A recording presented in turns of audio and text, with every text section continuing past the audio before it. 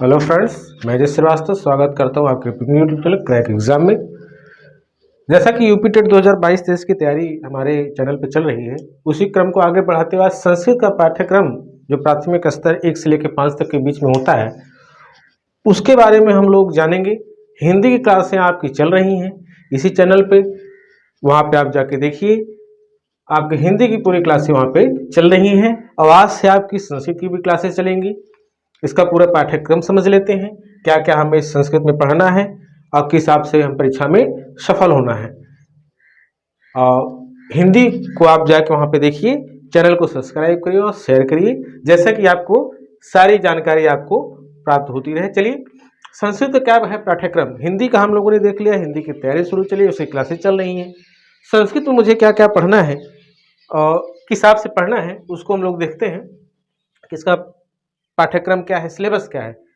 किसी भी विषय को पढ़ने से पहले उसके सिलेबस को जानना अति आवश्यक होता है। यदि हम उसके सिलेबस को नहीं जानेंगे, हमें क्या पढ़ना है क्या नहीं पढ़ना है, तो हम परीक्षा में कभी भी सफल नहीं हो सकते हैं। चलिए देखते हैं संस्कृत का क्या सिलेबस है, क्या क्या पढ़ना है। जैसे कि आप यहाँ पे देख रहे हैं वर्ण विचार, आप यहाँ पे वर्ण विचार देख रहे हैं। वर्ण विचार में आपको हिंदी में मैंने बताया था, वर्ण विचार में बताया था यहाँ पे आपका स्वर व्यंजन के बारे में पढ़ना है। फिर आपका महस्वर सूत्र के बारे में पढ़ना है। महस्वर सूत्र क्या होता है, कितने प्रकार के होते हैं, महस्वर सूत्र किसे कहते हैं। महस्वर सूत्र 14 प्रकार के होते हैं। ठीक, सारी जानकारी, सारा विस्तृत अवलोकन इसका हम लोग करेंगे और एक एक चैप्टर को लेके हम उसकी तैयारी करेंगे। फिर आपका प्रत्याहार है, इसी महस्वर सूत्र से आपका प्रत्याहार बनता है। अब 42 प्रकार के प्रत्याहार होते हैं। 14 प्रकार के महस्वर सूत्र होते हैं, 42 प्रकार के प्रत्याहार होते हैं। इसी महस्वर सूत्र से प्रत्याहार की उत्पत्ति हुई है। जब हम इस चीज को क्रम से पढ़ेंगे तो आपको पूरा क्रम से बताएंगे, इसको समझेंगे। अभी आप हम लोग पाठ्यक्रम को समझ रहे हैं। फिर आपका चौथा वर्णों का उच्चारण स्थान। आपने देखा होगा हिंदी के क्लास में जो मैंने पढ़ाया है उच्चारण स्थान, वही सेम आपको उच्चारण स्थान यहाँ पे भी होता है। हिंदी और संस्कृत लगभग पूरी तरीके से समान है। संस्कृत से ही हिंदी की उत्पत्ति हुई है, तो इसका सिलेबस और हिंदी का सिलेबस लगभग समान है। आप दोनों को अच्छी तरीके से पढ़ते हैं तो आप 30 में 30 आसानी से प्राप्त कर सकते हैं। वर्णों को उच्चारण स्थान, हमारे वर्ण जो है का से लेकर ज्ञान तक का, और जो संयुक्त वर्ण है, ये सब चीज का वर्णों का उच्चारण स्थान क्या है, ये इसके बारे में हम आपको बताएंगे। वर्णों का अभ्यंतर और बाह्य प्रत्यय, जो वर्ण को हम बोलते हैं उसका आंतरिक प्रत्यय क्या है, अंदर से कैसे निकलता है, और बाह्य प्रत्यय क्या है, किस प्रत्यय से वो निकलता है, उसके बारे में समझेंगे। व्याकरण शास्त्र की कुछ संज्ञाएं हैं। व्याकरण शास्त्र की कुछ संज्ञाएं हैं, जैसे गुण संज्ञा है, वृद्धि संज्ञा है, दीर्घ संज्ञा है। ये सब चीजों को हम पढ़ेंगे डिटेल से, तो बताएंगे। फिर आपकी संधि है, संधि आप हिंदी में पढ़ ही रहे हैं, सेम वही है आपकी।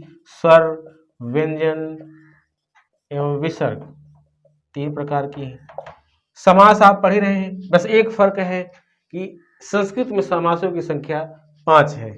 इतना ध्यान रखिए, यहाँ पर 5 समास है संस्कृत में। कारक आपके हैं।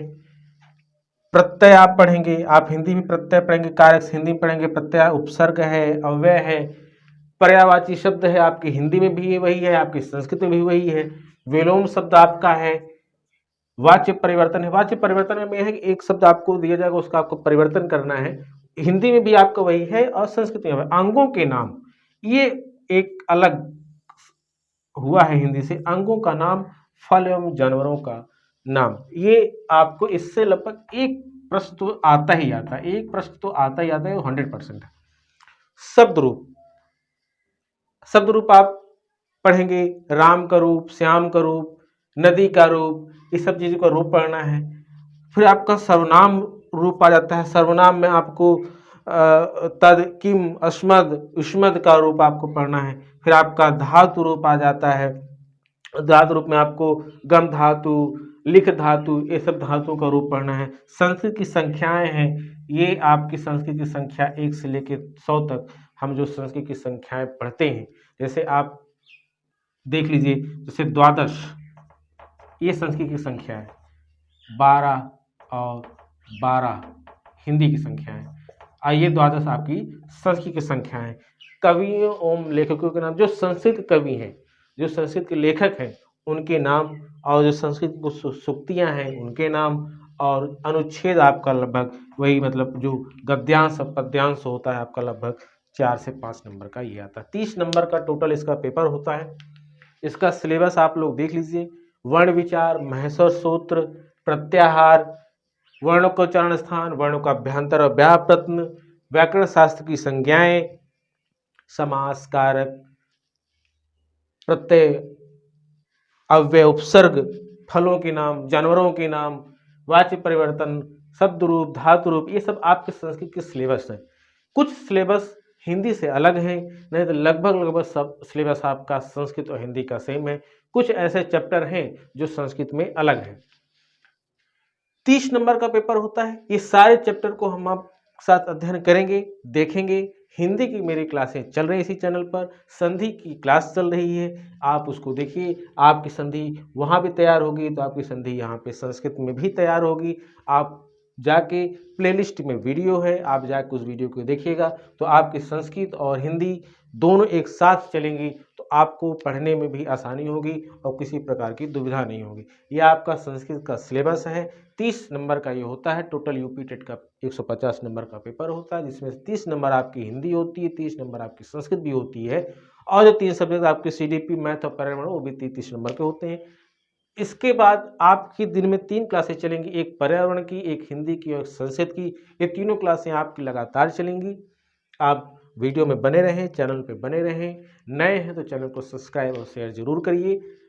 ये आपका पाठ्यक्रम है। कल से आपकी इसकी कक्षाएं रेगुलर आपकी संस्कृत की और हिंदी की क्लासें आपकी चली रही हैं। कल से इसकी पूरी क्लासें आपको उपलब्ध हो जाएंगी। आप तैयारी करते रहिए, पेपर आपका नज़दीक है, इसकी तैयारी आप करते रहिए। सिलेबस आप देख लीजिए, सिलेबस को समझना अति आवश्यक है।